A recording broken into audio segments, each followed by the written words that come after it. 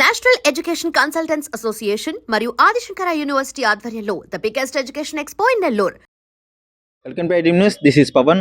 So ఈ రోజు అయితే దురంధర్ మూవీ అసలు ఎలా ఉంది రివ్యూ అయితే అడగబోతున్నాము. పబ్లిక్ చూసిన వాళ్ళకి ఎలా ఉందో పబ్లిక్ ఒపీనియన్ తీసుకోబోతున్నాము. ఎందుకంటే దురంధర్ అనే మూవీ ఒక మంచి మూవీ.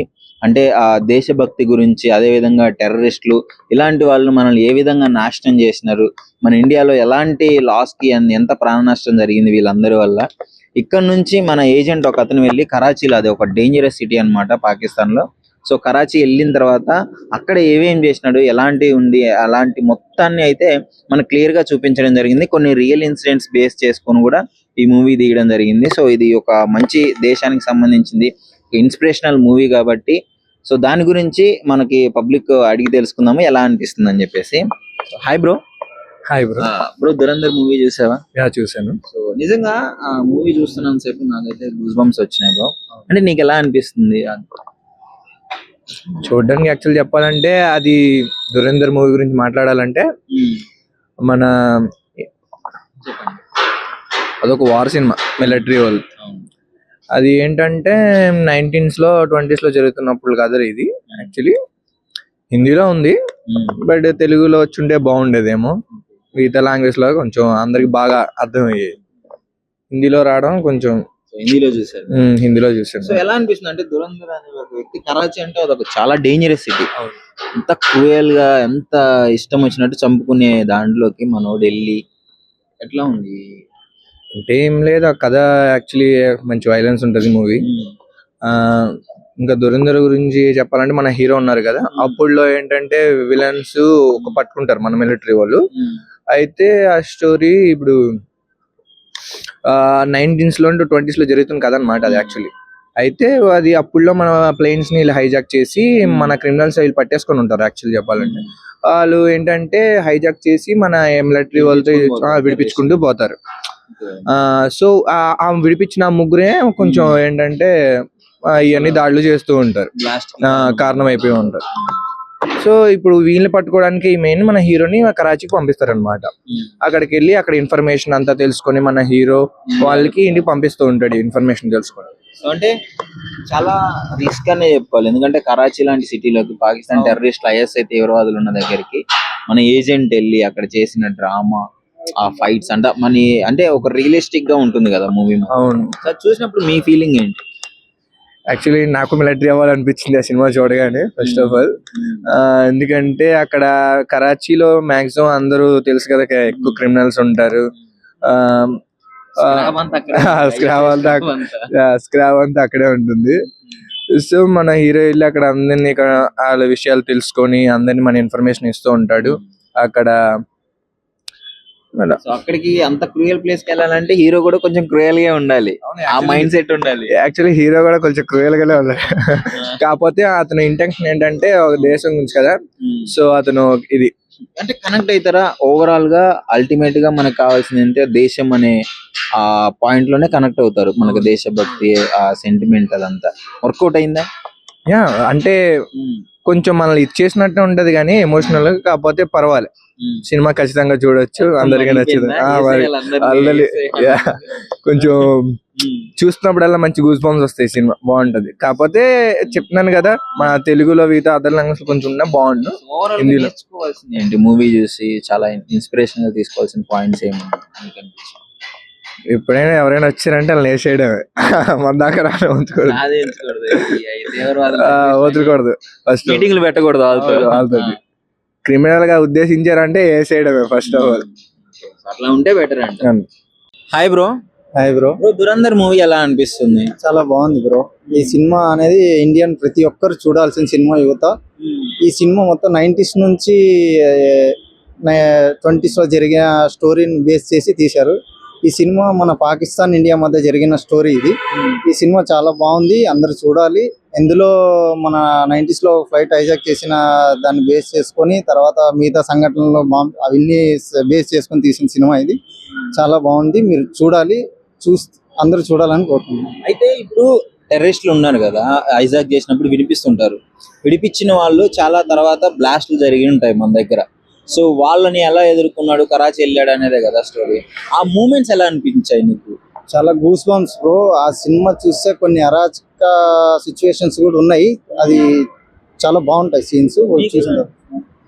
యాక్చువల్లీ దురేంద్ర మూవీ గురించి చెప్పాలంటే చెప్తున్నాను కదా, ఫస్ట్ ప్రతి ఇండియన్ ఎవరైతే ఉన్నారో ప్రతి ఒక్కరు ఈ మూవీ ఖచ్చితంగా చూడాలి.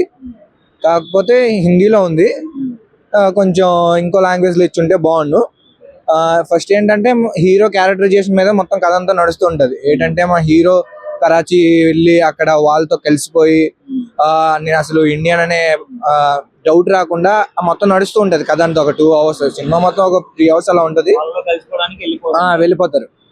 అయితే అక్కడికి వెళ్ళి అక్కడ ఇన్ఫర్మేషన్స్ అన్ని తెలుసుకొని ఇటు పక్క ఇస్తూ ఉంటాడు అనమాట. సో అలాగా అక్కడ ఎన్ని దారుణాలు జరిగి అవన్నీ ఉంటాయి. మన ఇండియన్స్ మీద అవతల పాకిస్తాన్ వాళ్ళు ఎంత దారుణంగా చేస్తారా అటువంటివన్నీ అనిపిస్తాయి చూడడానికి. కానీ ఫైనల్లీ ఎలాగైనా సరే సినిమా కొంచెం పర్వాలేదు, మంచిగానే ఇచ్చేసారు. కథ అంతా ఏంటంటే 19s లో నుంచి 20s ఈ మధ్యలో జరుగుతున్న ప్రతి ఒక్క ఏవైతే సంఘటనలు అయితే ఉన్నాయో ప్రతిదీ డీటెయిల్స్ గా సినిమాలో ఏది మిస్ అవ్వకుండా మంచిగా పెట్టారు. సో ఇప్పుడు ముఖ్యంగా ఎట్లా ఉంది బ్రో ఆ సీక్వెన్సెస్ అన్ని? అంటే మనం చూస్తున్నప్పుడు ఆ టైంకి ఒక ఏజెంట్ కరాచీ వెళ్ళాడంటే ఎంత దారుణమైన పరిస్థితి కదా. అక్కడ ఉన్న వాళ్ళందరూ చాలా కరుడుగట్టి నేరస్తులు. మన ఇండియా నుంచి అక్కడికి వెళ్ళినప్పుడు ఆ సీక్వెన్సెస్ ఎలా ఉన్నాయి అంటే టెన్షన్ ఉంది, రియలిస్టిక్ మూమెంట్స్ కదా అన్ని. అవును, ఫస్ట్ లో ఏమవుతుందా అని చూసాం కానీ టెన్షన్ గానే ఉండింది. కానీ హీరో అందులో కలిసిపోయి అక్కడ చేసే కొన్ని సిచ్యువేషన్ చూసి ఓకే అన్నట్టుగా అనిపించేసింది. మొత్తానికి బాగుంది సార్. అంటే మనం కూడా వెళ్ళి మనం కూడా ఉన్నామా ఆ జనంలో, మనం కూడా చేయొచ్చా ఇట్లాంటివి, రేపు పొద్దున ఏదైనా జరిగినా అన్నంత ఫీల్ వచ్చింది. అంటే రియాక్ట్ అవ్వాలి. ఇండియా ఎప్పుడు శాంతి అనే ఉంటుంది, మనకు అటాక్ అయినప్పుడే రియాక్ట్ అవుతుంది. అసలు ఇండియా కూడా ఒక తగ్ ఆఫ్ వార్ లాగా వాళ్ళు కౌంటర్ వేస్తే మనం కూడా ఎన్కౌంటర్ చేసే విధంగా ఉంటే ఎలా ఉంటుంది?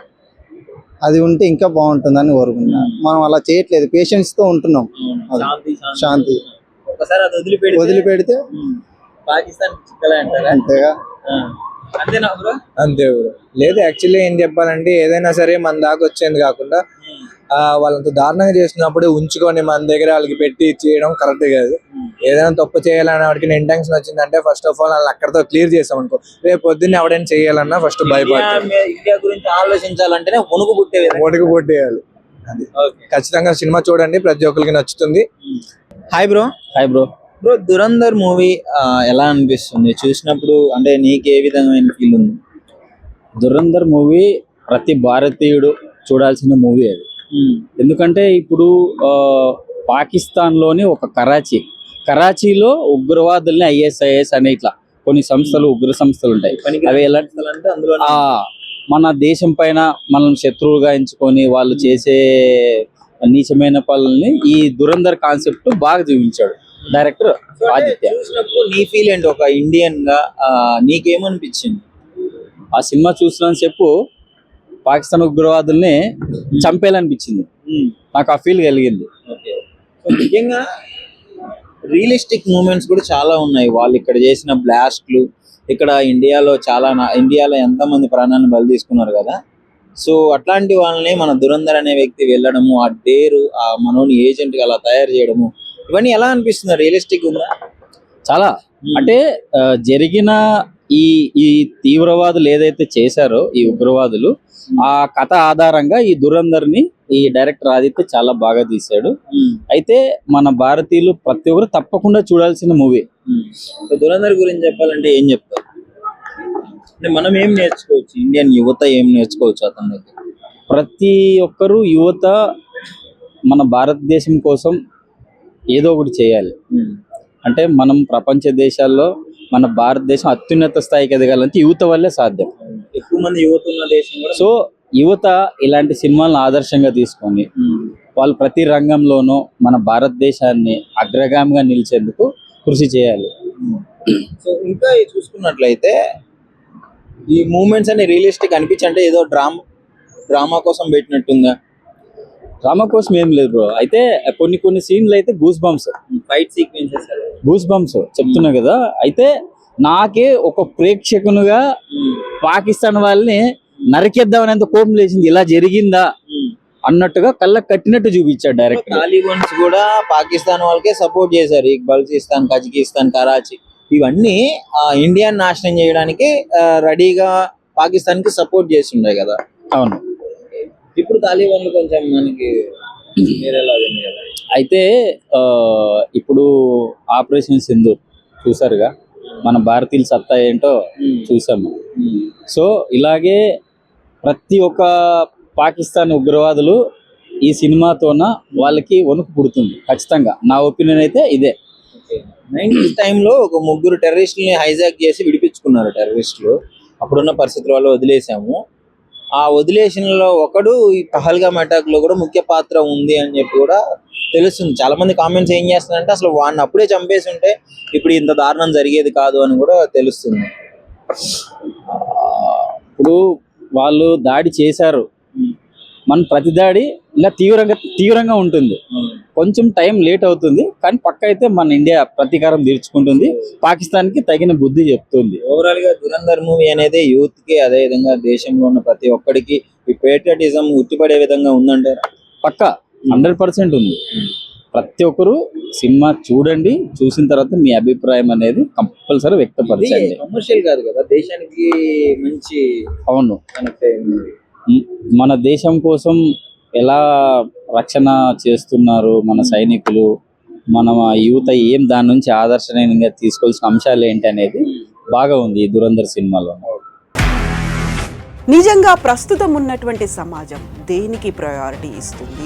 ఆర్థిక సంబంధాల చుట్టూ మాత్రమే తిరుగుతోంది. మళ్ళీ ఎన్నికలంగానే చాలా విరక్తి కలుగుతాను. మంచి అనిపిస్తుంది కదా, లేడీస్ కూడా ఛాలెంజింగ్ జాబ్స్ చేసినప్పుడు చాలా బాగుంటది. ట్రాఫిక్ అసిస్టెంట్స్ గా నియమించిన ట్రాన్స్జెండర్స్ అందరితో సాల్యూట్ చేయించుకుంటున్నారు. ఫుడ్ డెలివరీ ఇవ్వటానికి వెళ్ళినటువంటి డెలివరీ బాయ్ అనిల్ పై కళ్ళ ముందు